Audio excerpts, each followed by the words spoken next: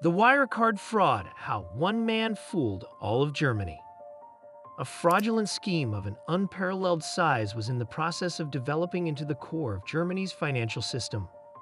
Wirecard AG, which was once heralded as a rising star in the world of fintech, went on to become the center of a scandal that not only rattled the financial industry but also the regulatory agencies in Germany. A single individual, Markus Braun, was the mastermind behind this huge scheme of deception. Through his cunning strategies, he was able to dupe investors, auditors, and the entire nation. This is an exhaustive account of how a single individual was responsible for one of the most significant corporate scams in the history of Germany, which resulted in the deception of an entire nation and damage to its financial reputation. The ascent of Wirecards in the market. The early beginnings of Wirecard can be traced back to 1999 when the company began as a payment processing company. At the time, it provided services for online gambling and adult entertainment. Wirecard, on the other hand, started to develop into something considerably more substantial when Markus Braun, who was born in Austria and became CEO in 2002, took over as CEO. Braun was a forward-thinking individual who had lofty goals. He asserted that Wirecard would be able to compete with industry giants such as PayPal and Visa, positioning it as the future of financial technology. Wirecard began to establish its credibility when it entered the market by providing payment services to online merchants, airlines, and other multinational corporations.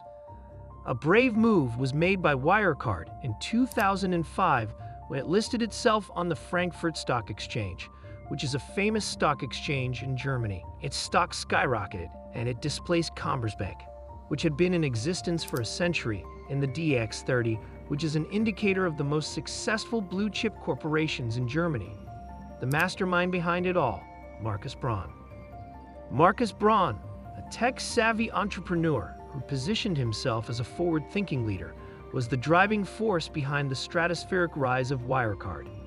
Braun imitated the personal style of computer luminaries, such as Steve Jobs, by wearing his distinctive black turtlenecks and projecting an air of sophistication.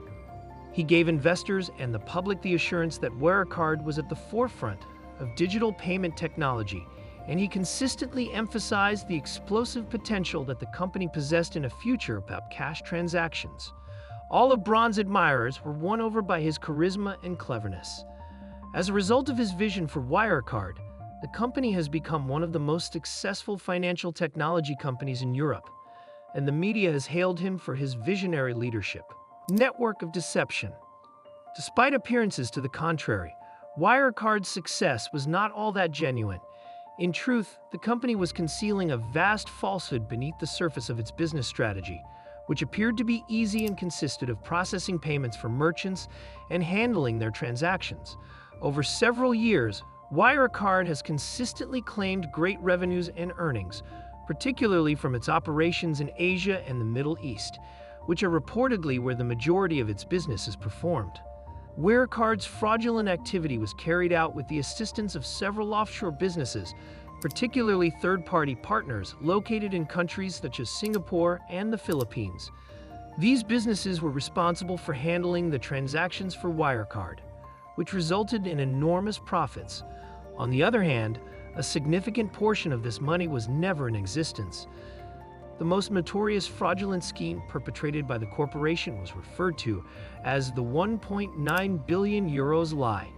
To ensure the safety of the company's operations, Wirecard asserted that almost 1.9 billion euros worth of cash was being invested in trustee accounts located in the Philippines.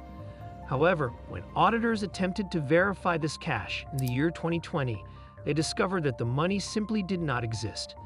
The function of auditors and regulators in the organization. Over several years, the fraudulent operations of Wirecard went unchecked. This was partially due to the aggressive tactics employed by the firm to silence opponents and partially owing to the failings of regulatory monitoring. A number of the most reputable accounting firms in the world, Ernst & Young Eli, conducted an audit of Wirecard. During the year 2016, a whistleblower from the Singapore office of Wirecard expressed concerns regarding fraudulent practices, which resulted in an investigation being conducted by the Financial Times FT. Through its investigative writer Dan McCrum, the Financial Times produced a series of exposés that brought attention to transactions at Wirecard that were seen to be dubious.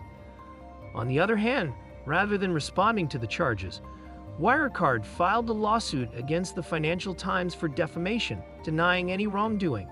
Additionally, German financial authorities, in particular BaFin, which stands for the Federal Financial Supervisory Authority, were involved in the crisis and had a controversial role in it. Instead of investigating Wirecard, BaFin went after the journalists and short sellers who were studying the company and raising concerns about it.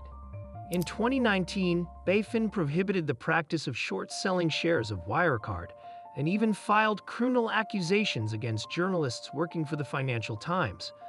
The collapse of the system, the strain that Wirecard was under, had reached its breaking point by the year 2020. Wirecard's tail began to fall apart when auditors from KPMG and EY wanted to verify the €1,900,000 bank accounts. Wirecard ultimately confirmed that the cash did not exist on June 18, 2020, and within a week of that admission, the corporation started the process of filing for bankruptcy. Just a short time later, Markus Braun was taken into custody, and subsequent investigations proved that he had been actively participating in the fraudulent activity. Jan Marsalek, the chief operating officer of Wirecard, was there at the time. He was a mysterious person who had been in charge of supervising the company's operations in Asia previously.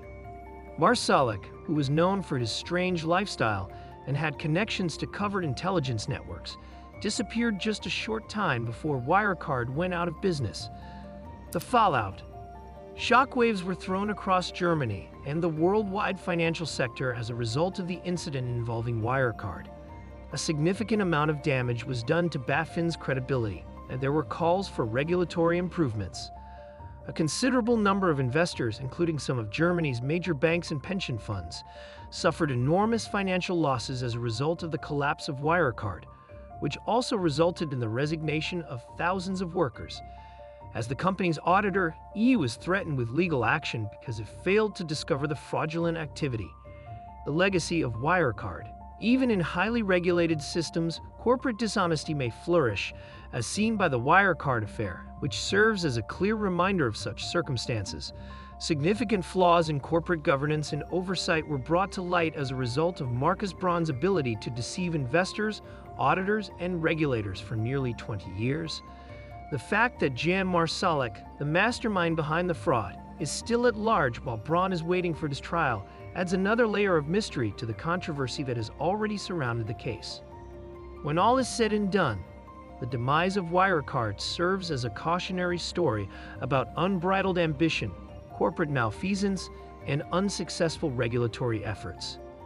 It has left an indelible stamp on Germany's financial system, and the lessons that it has offered are likely to have an impact on the business practices of corporations all over the world for many years to come.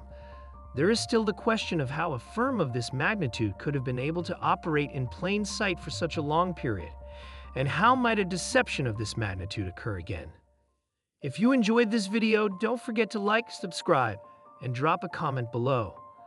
Let us know your thoughts or suggest the next big topic you'd like us to explore. Your support helps us bring more insightful content straight to you.